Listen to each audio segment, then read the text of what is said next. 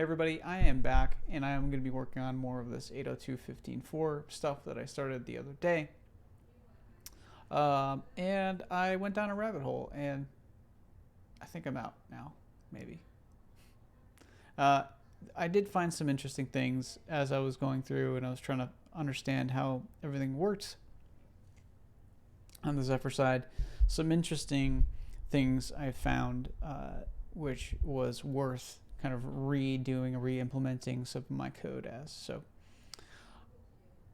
in Zephyr and in general, there's a concept of different networking layers. So you start with the very basic.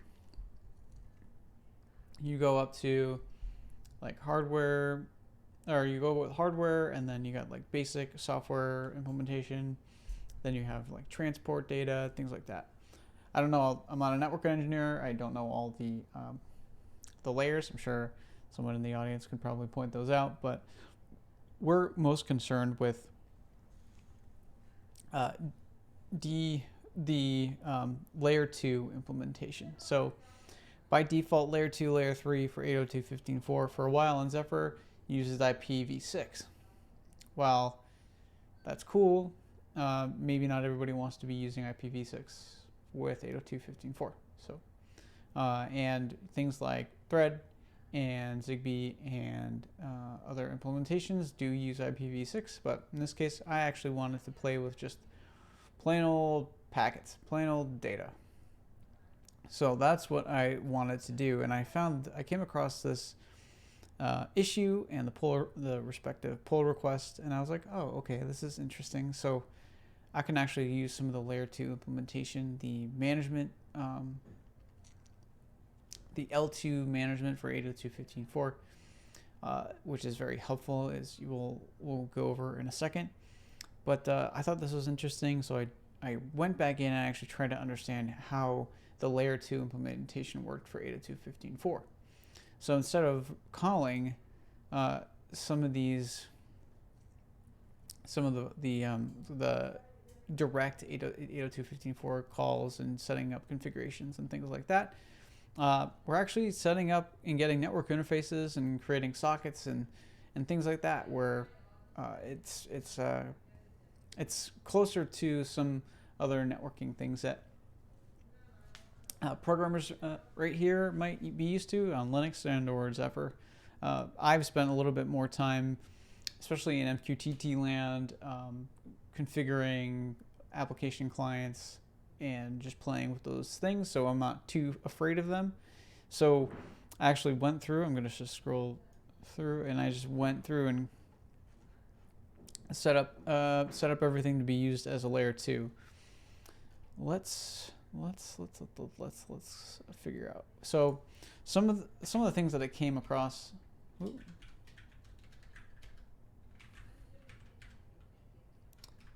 Which was really helpful in my explorations. I'll just put that here. Was this IEEE 802.15.4, and this does use the layer 2 implementation. So you can see you're getting a net interface, which is the IEEE 802.15.4 guy. So I was like, okay, this might be something. And then I think there were some tests actually.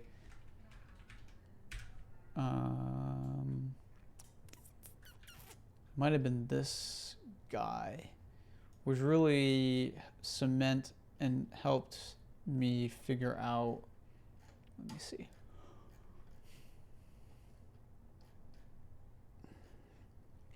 There's a bunch of stuff going on here.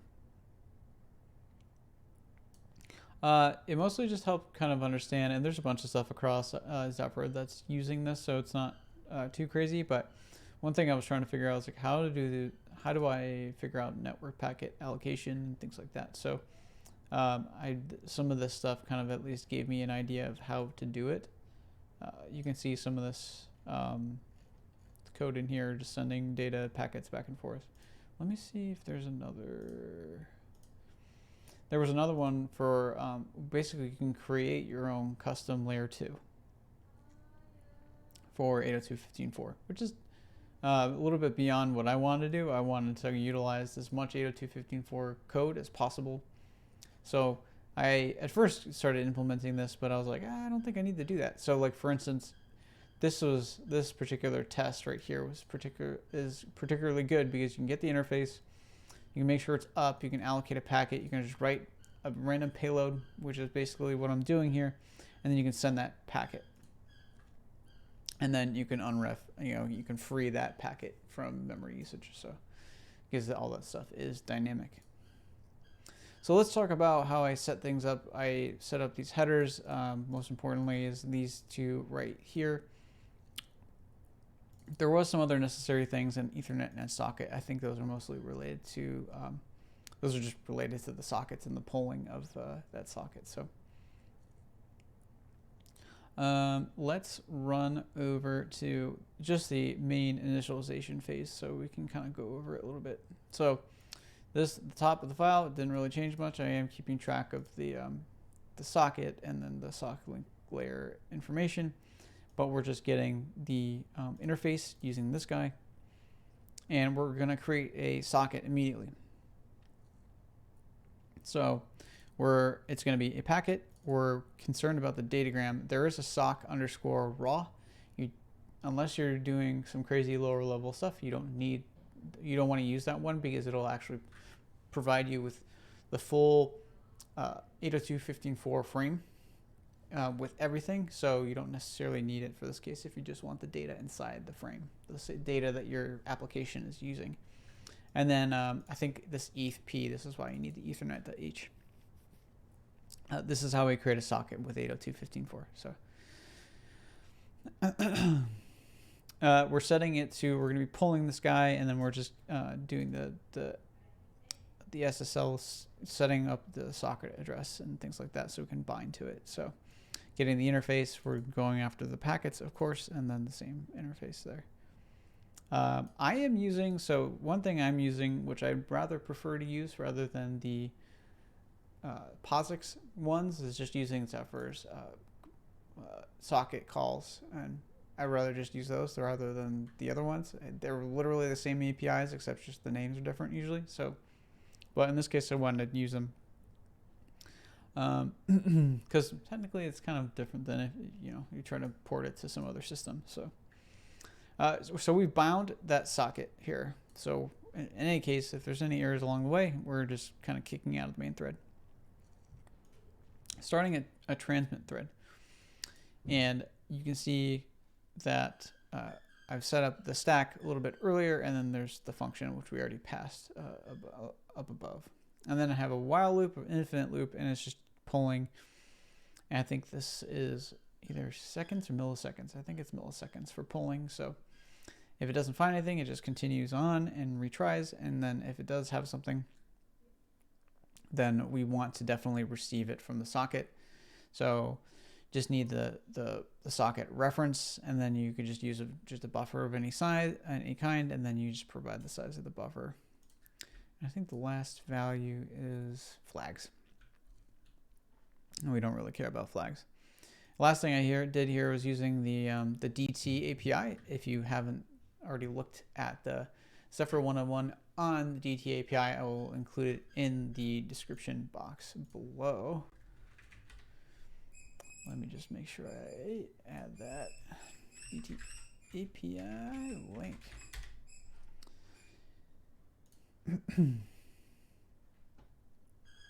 So every time I receive some bytes from another device, it will toggle the LED on and off. So every message, it'll toggle it and do the reverse of what it is right now. Some things that I did to initialize that LED, we can see that it's just checking the port, making sure it's ready, and then configuring it using DT. So it does turn on when you first boot up. The TX thread, I'll give you some more space here. We're using 1,024 bytes. And what I'm doing is just getting the network interface, and I'm just I'm allocating a buffer the same size as our test payload, and we're creating that packet, and we're just sending the packet. And then as long as right now there's no retries or anything like that, it's just like if it borks, whatever, And then just unreference, free that memory, and then sleep. So every second it's sending data. So on the receiving device, you should expect it to be receiving once a second, as long as you're in range. This is something I just did similarly to another sample that actually was setting the thread priorities, so I just kept it the same. By default, I believe, so this guy is not enabled, so you're always going to be used to preemptive 8. So, and what else is going on here? So here's the configuration, and you can see I changed things up a good amount. Networking has stayed the same. These guys are actually set to the default, so I didn't bother keeping them uncommented. We are using sockets, we're using packets, and I turned off the POSIX names. So kind of what I was going about before with the POSIX names of anything that has to do with a socket. Rather just use the Zephyr one. Now there's, actually I probably should move this down, since it's related to the configuration. So during my debugging, so this actually turns into layer 2 for 802.15.4. We'll get to the log level in a second. For some things, I think for the enabled, for you to change a configuration, pan ID, short address, anything like that, during runtime, you need to make sure that you have the RFD enabled, and this is reduced functionality device. So right here at the top. So for 802.15.4, you have two types of devices. You have a fully functioning device, FFD, or you have a reduced function device. Typically, your sleepy devices that are basic in nature, maybe they're sensors or whatever, those are going to be RFDs. For full function devices, those are going to be the ones that are going to be most likely the nodes that are retransmitting, or the ones that are actually the PAN controller. So PAN controller is basically like the brains of keeping track of more advanced 802.15.4 features, keeping track and routing data appropriately. So think of them, if you're familiar with thread, those are the border routers. Those are the devices that are hooked up that will forward your traffic out and beyond. So we turned on the shell, so that's one cool thing. Let me see if I can actually get one of these plugged in so I can show you. For some reason, the hub does not like the J-Link. All right.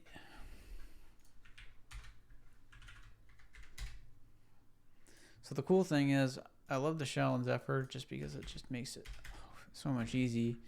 So easy to kind of work with it and change things on the fly, especially if you're just testing things. So you can see that there is an IEEE 802.15.4 entry right there. So we can use it to change things at runtime. So like any of these options right here. I am not interested in these two, and so we don't really have to worry about it. But you can get and set all of these options, which is really great.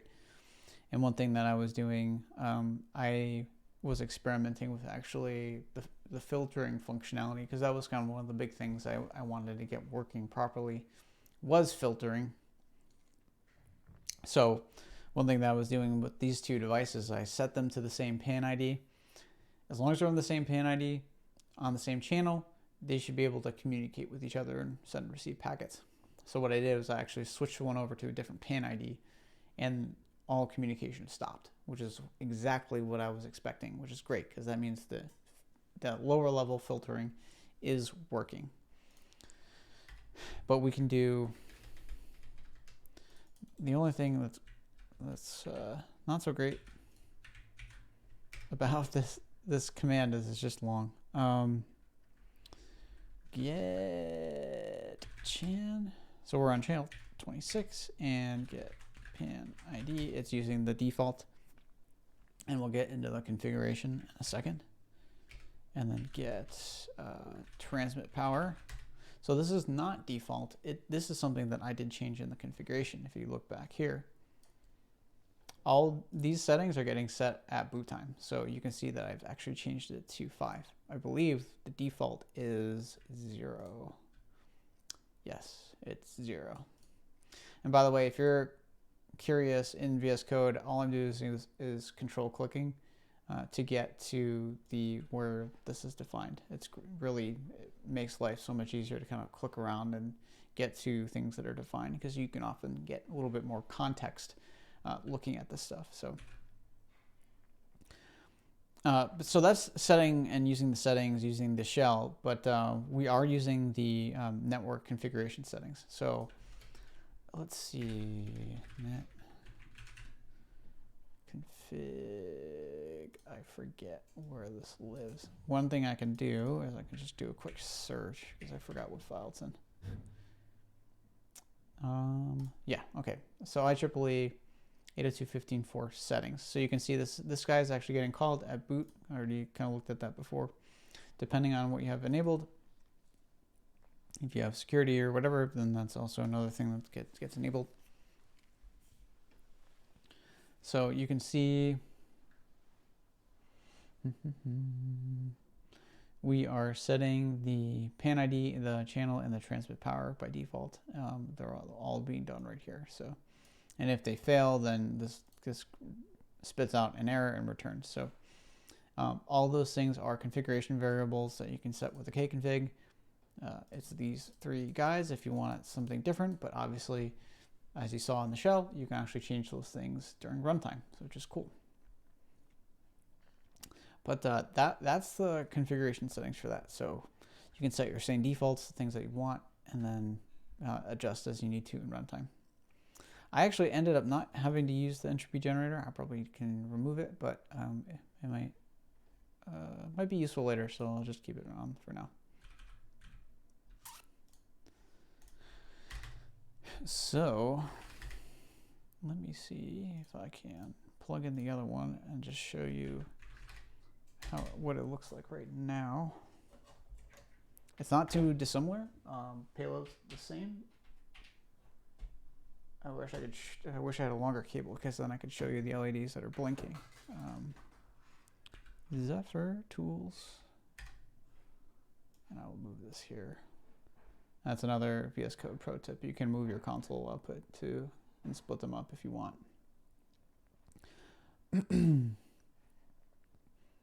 So this one is receiving from this one, and this one is receiving from this one. You can see here. I can change things up, so I'll do this in here. Oh, I don't want that. IEEE 802.15.4 set chan and or set chan ID, and let's set it to 10. So if I do that, I think you can see it pretty much immediately stopped. There was one last packet that was in there that was probably making its way out, but set the pan ID to something different, and they would stop communicating, which is great because that just proves that that things are working as expected. Now let me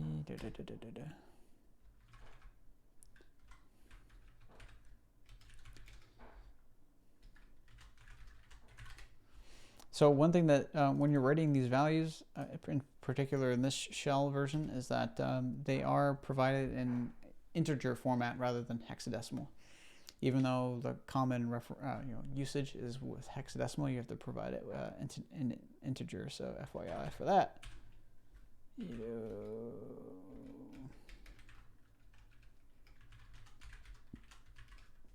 So I'll set it back, and they should start talking with each other again. There we go.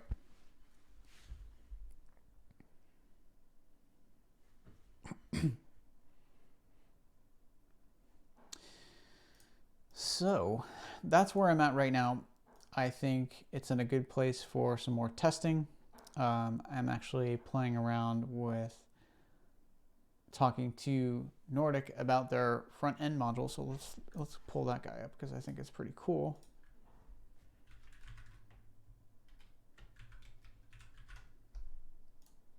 I think it's pretty cool. And obviously none of this is sponsored by them. I'm just a fanboy. So this is their front end module. So I thought this was interesting. I think by default, the NR52840, its output power by maximum output power for 802.15.4 is 5 dBm, which is 10 to the, if I can do this line, what was it, 5 dBm? So that is 3.16 milliwatts of power. Not a lot. I know Bluetooth I think goes higher. I think it goes 8 dB, which is cool, like 6 milliwatts. Yippee. But this guy can actually go to, when it's fully saturated, 22 milliwatts of, or 22 dBm. And that is equivalent to about 158 milliwatts of power. So you can see that we're getting logarithmically higher and it's producing a lot more power, which is cool. Let me see if I can find that guy. According to some documentation that I was reading, it might be on here, I forget, but there's some limits in terms of 802.15.4, and they're actually pretty good if you think about it. So the maximum conducted power transmitted from one of these devices that are using 802.15.4 on the 2.4 gigahertz ISM band is 30 dBm, and that is equal to 1 watt of power. I looked around, there's no front-end modules that get close to that. The closest one I could find was 27, I think it was 27 dBm. So 2710, and that's about 500 milliamps. So, but it also required a higher voltage, system voltage, so it's not great. This guy, as I mentioned, is 22, but you can operate it down to 1.8 volts, and you can still get that 21 dBm, which is cool. And handy because according to their documentation, that'll get you 6 to 10 times your transmitted distance. So, and it'll increase your receive sensitivity a good amount too. So, win-win there. So I'm looking forward to playing with those because I think there might be something there. I don't know, maybe not. In either case, I didn't realize how easy it was to use 802.15.4 just kind of by itself. I know a lot of people are kind of using Thread and using these complicated things, but sometimes you don't need something that complicated. Something, you know, if you use the Thread stack, you're adding kilobytes of memory to your device for what purpose? To turn it on and off a light bulb? I mean, there's more there. And like with Matter, Matter isn't just another layer on top of Thread. But to each their own. I mean, if your project needs it, for sure. I know that I was actually probably going to be playing with Apple's SDK for a little bit on the NR52, do a little playing with their HomeKit integrations. So, unfortunately, like in that case, you got to use it. So, it is what it is. But for kind of custom one-off situations, you have some flexibility for sure. And let's see, I think I hit everything I wanted to talk about and the progress that I made. But yeah, I think I'll leave it at this for now. Thanks for watching this update on my 802.15.4 adventures.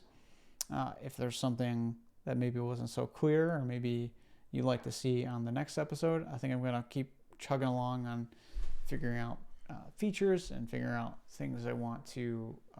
It's mostly just a lot of testing and proof of concepting at this point. But I'm actually just excited to play with different aspects of Zephyr and getting it working. So